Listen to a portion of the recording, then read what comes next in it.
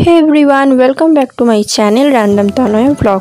Last Sunday থেকে Tuesday পর্যন্ত ছিল অম্বুবাচী ব্রত উদযাপনের দিন। তো সেই উপলক্ষে আমাদের পাড়ায় একজনের বাড়িতে 2 দিন ব্যাপী সতী মায়ের বাৎসরিক পুজো ও অনুষ্ঠান উদযাপিত হয়। তাই মানডে দুপুরে আমি আর বাবা গেছিলাম মায়ের পুজো দেখতে ও ভোগ প্রসাদ গ্রহণ করতে। আমাদের পাড়ার দুর্গা পুজো যেখানে হয় সেখান থেকেই জাস্ট 2 পা এগিয়েই আমাদের নিমন্ত্রণের জায়গা। যদিও আমরা পাড়ার মানুষ এবং বাবার বন্ধুর বাড়ি বলে নিমন্ত্রিত হয়ে গেছিলাম, কিন্তু ওখানে পুজোর 2 দিন প্রচুর মানুষের সমাগম হয়। বহু দূর দূর থেকে মানুষজন আসেন, অর্থাৎ নিমন্ত্রিতদের পাশাপাশি প্রচুর ভক্ত সমাগমও হয়। সকালে যেহেতু ভিড়টা অনেকটাই বেশি থাকে, তাই আমরা তখন ভিতরে আর ঢুকিনি। সন্ধেবেলায় তো আবার যাব, তখন ফাঁকাই নিজেরাও ভালো করে ঠাকুর প্রণাম করতে পারবো আর তোমাদেরও ঠাকুরের জায়গাটা দেখাতে পারবো। আমরা গেছিলাম পুজোর দ্বিতীয় দিন, অর্থাৎ শেষ দিনে। প্রতি বছর পুজোর এই শেষ দিনে ওই বাড়ির কর্ত্রী এবং অন্যান্য মহিলা সদস্যরা সতী মায়ের ভরে পড়েন। এই কাঠফাটা গরমের মধ্যেও সেই দৃশ্য সামনে থেকে দেখলে ভক্তির থেকেও ভয়টা হয় বেশি।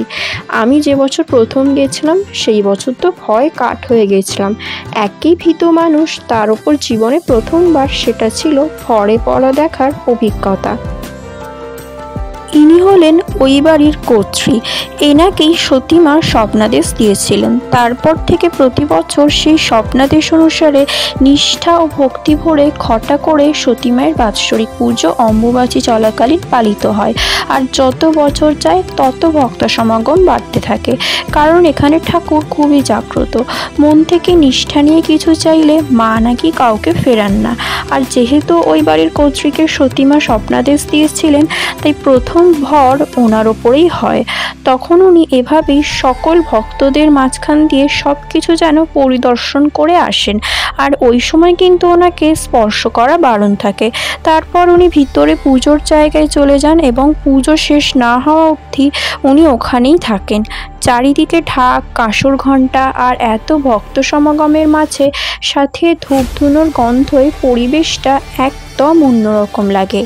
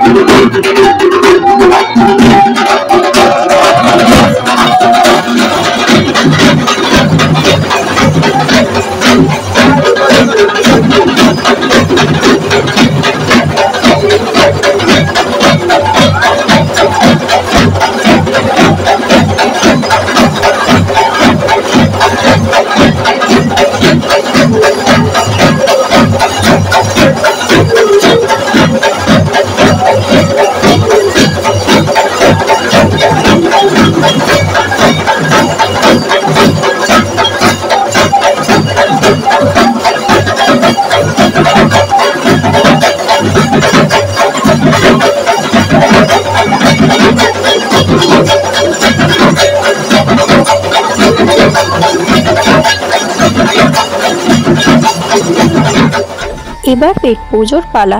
অনেকক্ষণ পুজো দেখার পর আমি আর বাবা বসে পড়লাম ভোগ গ্রহণ করতে। বলতে নেই, সতী মায়ের কৃপায় প্রতি বছর 2 দিন যাবৎ এখানে ঢালা ও ভোগ প্রসাদের ব্যবস্থা থাকে। প্রথম দিন থাকে খিচুড়ি আর দ্বিতীয় দিন থাকে পোলাও। এবছর আমার প্রথম দিনও যাওয়ার ইচ্ছে ছিল, কিন্তু সেদিন আবার ওয়ার্ল্ড টিভি প্রিমিয়ারে বাঘা যতীন দিয়েছিল, তাই ওটাকে ছেড়ে পুজো বাড়ি যাওয়ার আর কোনো ইচ্ছে আমার করেনি। বাই দ্য ওয়ে, ভোগে ছিল গোবিন্দভোগ চালের বাসন্তী পোলাও, আলুর দম আর পায়েস। চাটনিও ছিল, কিন্তু সকালে আমি চাটনি খাইনি। পুজো বাড়ির প্রসাদ বা খাওয়া দাওয়ার কিন্তু কোনো রিভিউ হয় না। ঠাকুরের ছোঁয়ায় আর আশীর্বাদে তা এমনি অমৃত হয়ে ওঠে। খাওয়া দাওয়া সেরে বাড়ি ফিরে রেস্ট নিয়ে ছোট্ট একটা কাজ ছিল, যে জন্য আমায় বিকেলে বেরোতে হয়েছিল একটু। আর সেদিন সারাদিন আমি এই লুকেই ছিলাম। শুধু ইভিনিংয়ে সারাদিনের পর গরমের চোটে চুলটা জাস্ট খোপা করে নিয়েছিলাম। আর আমার সেদিনের লুকটা get ready with me shoot করেছি, যেটা খুব শিগগিরই তোমাদের সাথে শেয়ার করব। সেদিন অর্থাৎ পুজোর শেষ দিন সন্ধেবেলায় ওখানেই স্টেজ করে গান বাজনার বিশাল ফাংশন আয়োজন করা হয়। নানান সঙ্গীত শিল্পীর আগমন যেমন হয় তেমনই ওই বাড়ির প্রত্যেককে ফাংশনে পার্টিসিপেটও করে। আমার বাবার বন্ধুর পরিবার খুব গুণী, প্রায় প্রত্যেককে খুব ভালো গান গায়। ইভেন এখন যে গান গাইছে সে হলো ওই বাড়ির মেয়ে সঞ্চিতা ব্যানার্জি। ওর গানের নিজস্ব ইউটিউব চ্যানেল যেমন আছে তেমনই ও অনেক বড় বড় প্রোগ্রামে পারফর্মও করে। কিছু টিভি চ্যানেলেও ওর গান দেখিয়েছে, সাথে আগের বছরে ওর নিজস্ব 2টো অ্যালবামও রিলিজ করেছে। তো আমরা ফাংশন এনজয় করি আর তোমরাও ব্লগের লাস্টটুকু দেখতে থাকো।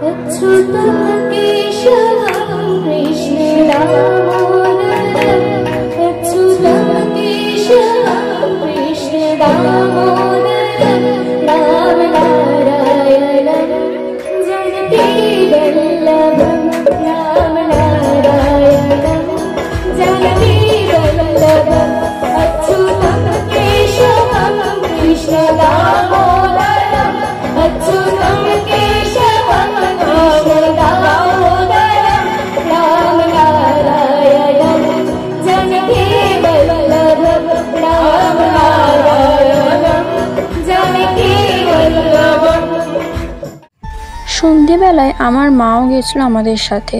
আর এটাই হচ্ছে ওদের ঠাকুর ঘর এবং সতী মায়ের পুজোর আসল জায়গা। বাঁদিকের নিচেতে সতী মায়ের স্থাপিত শিলামূর্তি এবং পুরো ঠাকুর ঘর জুড়ে নানান দেবদেবীর মূর্তি এবং ছবি দিয়ে সুন্দর করে সাজানো। যে বাঁধানো বেদির ওপর মায়ের শিলামূর্তি স্থাপন করা আছে সেই বেদি এই পুজোর 2 দিন স্পর্শ করা বারণ থাকে। কেউ প্রণাম করতে চাইলে বেদির বাইরে থেকে প্রণাম করতে পারো। আর সেদিন সন্ধ্যায় যারা প্রণাম করতে যায় তাদের সবাইকে মায়ের প্রসাদ হিসেবে খই, মুরকি, মিষ্টি এসব দেওয়া হয়। এখন যেমন সুন্দর ফাঁকা এখানে ঢুকতে পেরেছি, যদি তখন দুপুরবেলা এখানে ঢুকতে যেতাম তাহলে পুরো স্যান্ডউইচ হয়ে বেরোতে হতো।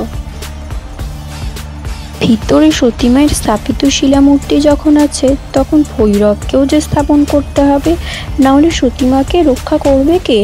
তাই গেটে ঢুকতেই বাঁদিকে মহাদেবের অধিষ্ঠান। প্রতি সোমবার অর্থাৎ বাবার জন্মবারে এখানে অনেকে এসে পুজো দেয়।